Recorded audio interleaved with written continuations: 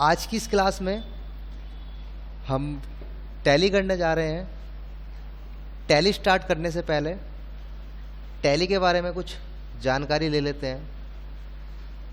दरअसल आज के युग में या आज के समय में लगभग जितने भी ऑफिस होते हैं, चाहे वो सरकारी हो या प्राइवेट हो, सभी जगह पर कंप्यूटर की आवश्यकता होती है और उन सभी जगहों पर अलग अलग तरीके के काम होते हैं जिनके अकाउंट्स को मैनेज करने के लिए कुछ अकाउंटिंग सॉफ्टवेयर होते हैं और उन सॉफ्टवेयर में से एक सॉफ्टवेयर है टैली का। टैली अकाउंटिंग सॉफ्टवेयर में आप balance sheet, trial balance, profit and loss या किसी भी तरह की रिपोर्ट को डे टू डे मैनेज कर सकते हैं।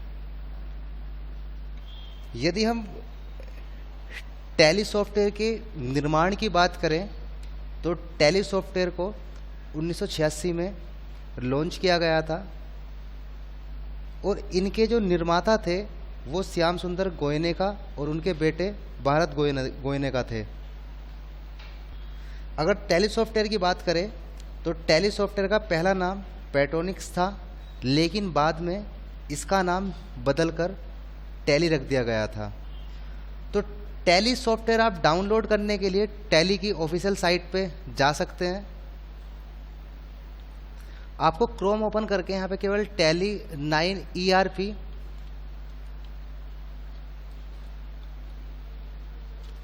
डाउनलोड करके डालना है और यहाँ पे आप देखोगे tellysolution.com जो एक वेबसाइट है, ये इसकी ऑफिशियल वेबसाइट है। यहाँ पे आप क्लिक करोगे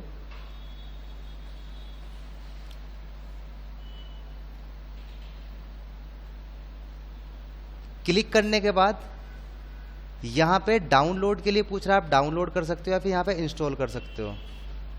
क्योंकि मैंने डाउनलोड पहले से किया हुआ है इसलिए हम अपने डेस्कटॉप पे चलते हैं। तो हम अपने डेस्कटॉप पर आ गए हैं। डेस्कटॉप में आपको टैली ओपन करना है। यहाँ पे tally.erp9 जब आप इंस्टॉल कर लोगे तो इस तरह का आपके सामने एक आइकन आ जाएगा। आप इस आइकन पर डबल क्लिक एक साथ करेंगे, थोड़ा वेट करेंगे, लोड हो रहा है। इसके बाद लोड होने के बाद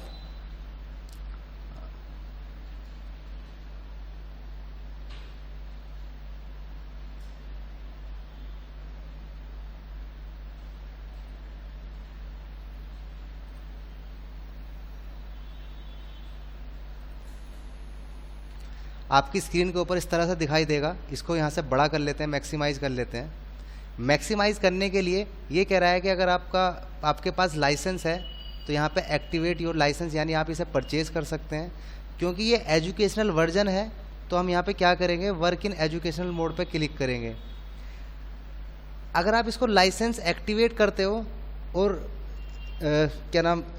इसकी एजुकेशन वर्जन की बात करें तो इन दोनों में केवल एक अंतर होता है। एक्टिवेट करने के बाद आप इसमें जैसे डेट होती है, आप इसमें रेगुलर डेट ऐड कर सकते हैं, जिस भी दिन की एंट्री होती है वो उस दिन डाल सकते हैं। अगर आप एजुकेशनल वर्जन की बात करते हैं तो इसमें 2 या 3 डेट लेता है, उसके बाद ये डेट नहीं लेता। उसके लिए आपको परचेज करना होगा, तभी आप इसमें डेट वेरीफाई कर पाओगे डेली की। तो हम क्या करेंगे, या तो आप जो कीबोर्ड का कर्सर पैड है डाउन एरो की, वहाँ पे जो वर्क इन एजुकेशन मोड है वहाँ पे ला करके एंटर कर दोगे, या फिर आप यहाँ पे देख रहे होंगे जो W है, W के नीचे एक लाइन बनी हुई है। इसका मतलब ये है, लाइन का मतलब ये है कि एक लाइन का मतलब ऑल्ट है। अगर आप ऑल्ट के साथ W दबा दोगे तब भी ये एजुकेशनल मोड पे खुल जाएगा, या फिर आप W के या फिर वर्क इन एजुकेशन मोड पे ला करके एंटर कर दोगे तब भी आप वर्क इन एजुकेशन मोड को ओपन कर सकते हो। जो टैली के बच्चे होते हैं या जो अकाउंटेंट होते हैं वो टैली सॉफ्टवेयर के अंदर माउस का यूज़ नहीं करते, तो जब आप टैली के अंदर वर्क करेंगे तो माउस का यूज़ नहीं करेंगे। तो या तो आप फिर वर्क इन एजुकेशन मोड पर लाकर एंटर कर दोगे, या फिर जिसके नीचे सिंगल लाइन है उसका मतलब ये है कि ऑल्ट है, ऑल्ट के साथ अगर आप W दबाओगे तब भी आ जाएगा। अगर डबल लाइन है तो कंट्रोल के साथ दबाना होगा। तो मैं ऑल्ट के साथ W दबाता हूँ तो ये वर्किंग एजुकेशन मोड में ओपन हो गया। तो ये जो टैली का हमारे सामने एक पेज ओपन हो गया, इसकी थोड़ी सी बात कर लेते हैं। जैसे यहाँ पे आ रहा है लिस्ट ऑफ सेलेक्टेड कंपनीज, जो भी आप कंपनीज बनाएंगे, चाहे उसमें 1 बनाओ, 2 बनाओ, 10 बनाओ, तो यहाँ पे सारी की सारी कंपनीज के नाम आएंगे, उस कंपनी का करंट पीरियड आएगा और करंट डेट आएगी। अगर हम इस हिस्से की बात करें तो ये आपका वर्किंग जोन कहलाया जाता है। आप जो भी वर्क करोगे, जितनी भी अकाउंटिंग करोगे, वो सारी की सारी यहाँ से करोगे। ये जो ऊपर वाला हिस्सा है हॉरिजॉन्टल, तो ये हॉरिजॉन्टल बटन पैनल कहलाया जाता है। ये वर्टिकल बटन पैनल होता है। इसकी बात करें तो यहाँ पे एक कैलकुलेटर होता है, इसके बारे में आगे डिटेल में जानेंगे। कॉन्फ़िगरेशन देख सकते हैं यहाँ पे, gateway of tally. ODBC server होता है, यानी ओपन डेटा बेस कनेक्टेड बोला जाता है इसको। इसके बाद लाइसेंस एंड सर्विस की बात करें तो यहाँ पे एजुकेशनल मोड हमने ले रखा है। यहाँ पे अगर कोई टैली के लेटेस्ट वर्जन आते हैं तो यहाँ पे वो अपडेट बताता है। अगर आप इस पर क्लिक करोगे तो वहाँ पहुँच जाओगे जहाँ से ये टैली हमने डाउनलोड की है। तो हम आगे चलते हैं, बात करते हैं। यहाँ कंपनी इन्फॉर्मेशन आ रहा है। कंपनी इन्फॉर्मेशन में select company, login as remote user. Select company का मतलब ये है कि यदि आपने पहले से कोई कंपनी बनाई हुई है तो आप सिलेक्ट कंपनी पे जाओगे और जिस भी कंपनी में आपको काम करना है वो कंपनी आप सेलेक्ट कर लोगे। क्योंकि हमने अभी टैली डाउनलोड किया है, ओपन किया है, तो हमारे पास पहले से कोई कंपनी नहीं है। हमें क्या करना है, एक अपनी कंपनी क्रिएट करनी है, यानी कि एक नई कंपनी आपको बनानी है। दूसरी बात, जब आप कहीं भी अकाउंटेंट की जॉब करने के लिए जाते हैं तो आप जूनियर अकाउंटेंट के जो पोस्ट होती है उसके हिसाब से जाते हैं, यानी कहीं भी आप जाओगे तो वहाँ पे आपको कंपनी पहले से ही क्रिएट हुई मिलती है। अगर मान लीजिए वहाँ पे आपने किसी पुरानी कंपनी में काम कर रहे हैं, या मान लीजिए उनका बिजनेस बढ़ गया, मान लीजिए उन्होंने कोई दूसरा और कंपनी खोल ली, तो हो सकता है कि वो आपसे कंपनी क्रिएट कराए। तो आज हम पहले कंपनी क्रिएट करना सीखेंगे कि कंपनी बनाई कैसे जाती है। तो आपको कंपनी क्रिएट पे एंटर करना है। क्रिएट कंपनी पे एंटर करने के बाद थोड़ा वेट करने के लिए बोलेगा। वेट करने के बाद यहाँ सबसे ऊपर आ रहा है डायरेक्टरी, जैसे कि सी ड्राइव में कोलन यूज़र एक फ़ोल्डर है, उस फोल्डर के अंदर पब्लिक नाम का फ़ोल्डर है, फिर यहाँ पे टैली ERP9 का फ़ोल्डर है, जिसके अंदर फिर डेटा का फ़ोल्डर है, जहाँ पे ये जो आप काम करोगे वो सारा का सारा स्टोर होगा। हालांकि ये डायरेक्टरी चेंज कैसे करते हैं इसके बारे में भी हम बाद में बात करते हैं। पहले फ़िलहाल अभी हम कंपनी क्रिएट करना सीखेंगे।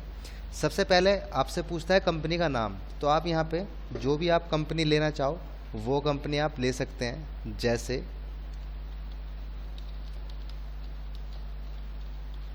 मैंने मोदी रबर डाल दिया।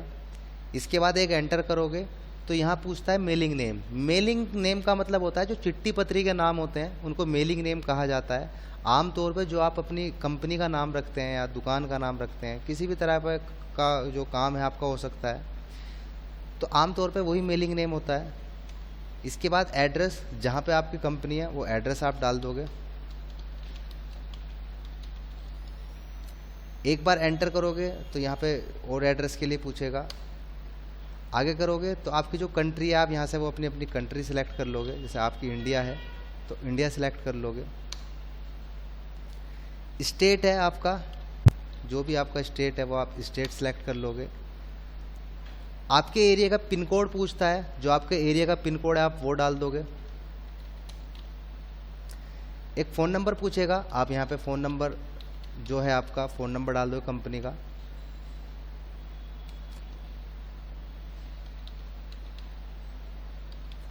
तो मैंने दोनों में यही डाल दिया, मोबाइल नंबर और फ़ोन नंबर में। यहाँ पे फैक्स नंबर होता है, आप कोई भी फैक्स नंबर यहाँ पे डाल सकते हैं। ईमेल पूछता है, आप यहाँ पे ईमेल डाल दोगे।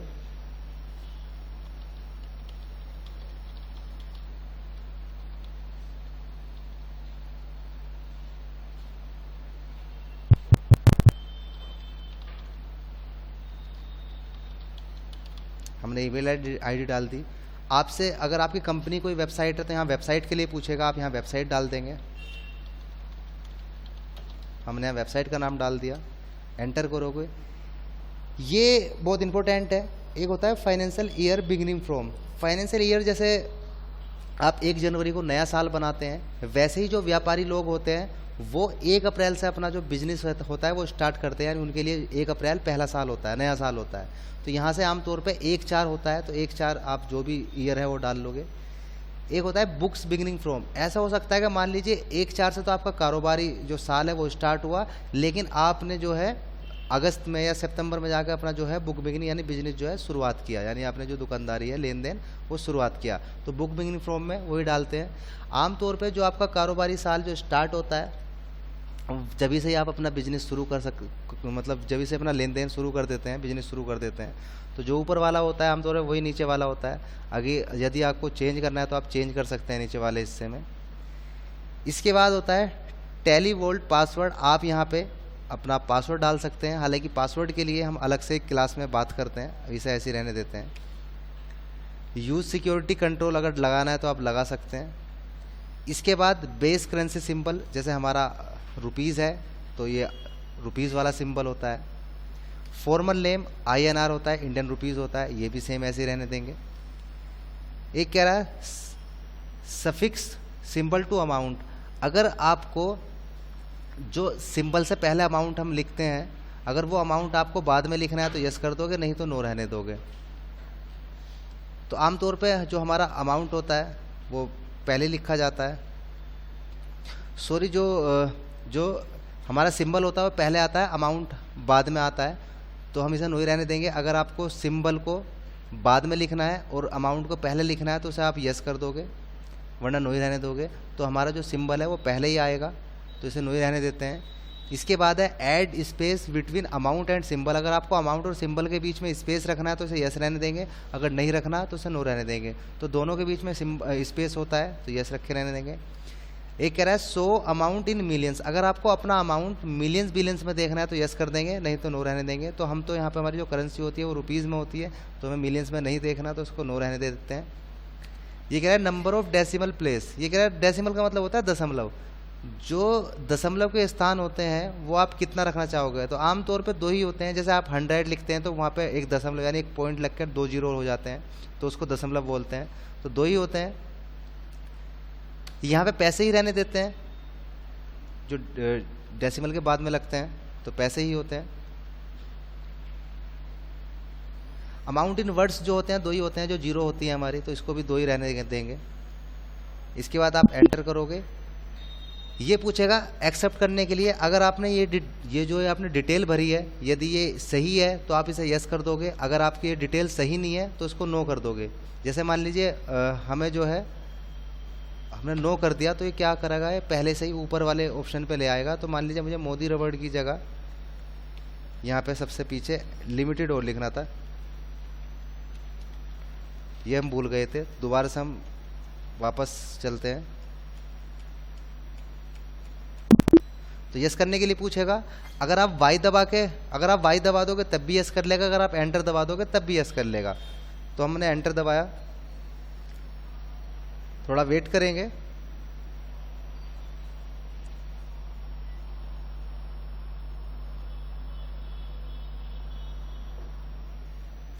तो जैसे ही हमने यस दबाया तो आप यहाँ पे देख रहे होंगे, पहले जो कंपनी नहीं थी तो यहाँ पे जो था कंपनी इन्फॉर्मेशन आ रहा था, लेकिन अब क्या आ रहा है, गेटवे ऑफ टैली आ रहा है। तो गेटवे ऑफ टैली का मतलब ये है कि कंपनी क्रिएट करने के बाद आप चाहे अकाउंट बनाओगे तो गेटवे ऑफ टैली से बनाओगे, आप कोई एंट्री करोगे गेटवे ऑफ टैली से करोगे, कोई बैलेंस शीट देखनी है तो गेटवे ऑफ टैली का इस्तेमाल करना है। यानी जो भी आपको टैली की डिटेल देखनी है अपनी कंपनी की, वो सारे के सारे गेटवे ऑफ टैली से ही सारे काम होंगे। अभी गेटवे ऑफ टैली रहने देते हैं, अभी तो हमने कंपनी क्रिएट की है, कंपनी क्रिएट के जो की हमने उसके बारे में ही पहले थोड़ी सी और बात कर लेते हैं। कंपनी क्रिएट करने के बाद हो सकता है कि आपको दोबारा से कंपनी इन्फॉर्मेशन में जाना पड़े, वहाँ पर कोई चीज़ चेंज करनी पड़े। तो यहाँ पे आप देख रहे होंगे नीचे जो लिखा हुआ है यानी ओल्ट, एक लाइन लगी हुई है F3, अगर आप ओल्ट दबा के रखते हैं और F3 दबा देते हैं शॉर्टकट की, तो वापस आप कंपनी इन्फॉर्मेशन में पहुँच सकते हैं। यहाँ साइड में आप देख रहे होंगे मोदी रबड़ लिमिटेड जो है, इसमें कोई बाउचर नहीं है, यानी इसमें कोई एंट्री नहीं हुई भी, जो का करंट पीरियड 1/4/2020 का है और 31/3/2021 तक होता है, यानी एक साल का होता है। यहाँ पे करंट डेट जो है वेडनेसडे की है, 1 अप्रैल की। तो यहाँ पे एक कंपनी खुली हुई है, आप इस कंपनी को चाहो यानी ओल्ड के साथ F1 दबाओगे तो शट कंपनी हो सकती है। यहाँ पे आप मान लीजिए मैंने दबाया ओल्ड के साथ F1, या मान लीजिए मैंने शट कंपनी में जाके कर्सर दबाया, तो जो कंपनी खुली हुई थी वो कंपनी वापस बंद हो जाएगी। मान लीजिए आपको दोबारा से कंपनी को ओपन करना है, तो आप सिलेक्ट कंपनी पे जाएंगे। सिलेक्ट कंपनी पे जाने के बाद यहाँ पे आपकी कंपनी होगी मोदी रबड़ लिमिटेड। जो कंपनी का नाम होता है, जब हम डेटा सेव करते हैं, अभी तो हम लोकेशन की बात करेंगे बाद में, जैसे यहाँ पे अभी पाथ जो है सी ड्राइव में है, जिसका यूज़र सी में यूज़र नाम का एक फ़ोल्डर है, फिर पब्लिक नाम का फ़ोल्डर है, फिर टेली9 ERP नाम का फ़ोल्डर है, जिसके अंदर डेटा नाम का फ़ोल्डर है, जहाँ पे आप जो काम करोगे वो सारा का सारा ऐड होगा। तो जब कंपनी बहुत सारी होती है तो हम जो है कंपनी के नाम से नहीं ढूंढते, यहाँ पे एक नंबर बना हुआ है जिसका आप यहाँ पे देख रहे होगे 10,000 नंबर है, यानी ये जो कंपनी है वो 10,000 नंबर की है, तो वहाँ पे जाकर आप 10,000 नंबर से ढूंढ पाओगे। तो कंपनी को हम ओपन कर लेंगे, हालांकि यूज़ इसके बारे में हम बाद में जानेंगे, पूरी की पूरी डिटेल हम देखेंगे। तो हम यहाँ पे मोदी रबड़ को सिलेक्ट कर लेंगे। सिलेक्ट करने के बाद ये जो कंपनी है वापस दोबारा ओपन हो जाएगी। शट कंपनी आपने सीख लिया, क्रिएट कंपनी आपने सीख लिया। इसके बाद यहाँ बात करते हैं ऑल्टर की। ऑल्टर में अगर आप जाओगे तो जाने के बाद यहाँ पे कंपनी जितनी भी आपके सामने आपकी कंपनी क्रिएट होगी तो वहाँ यहाँ पे सारी की सारी लिस्ट दिखा देगा। फिलहाल तो हमारे पास एक ही कंपनी है, तो इसने एक ही कंपनी की लिस्ट दिखाई। आप इस कंपनी के ऊपर क्लिक करोगे तो या तो आप यहाँ से चेंज कर सकते हैं, या फिर इस कंपनी को आप यहाँ से चाहो तो डिलीट कर सकते हैं। तो कंपनी डिलीट करने के लिए एक शॉर्टकट की होती है, ऑल्ट के साथ डी अगर आप दबा दोगे, जैसे कि मान लीजिए मैंने ऑल्ट दबाया और डी दबाया, तो ये क्या करेगा, कंपनी को डिलीट करने के लिए पूछेगा। अगर आप यस कर दोगे तो कंपनी डिलीट हो जाएगी और बाद में वो कंपनी वापस नहीं आएगी।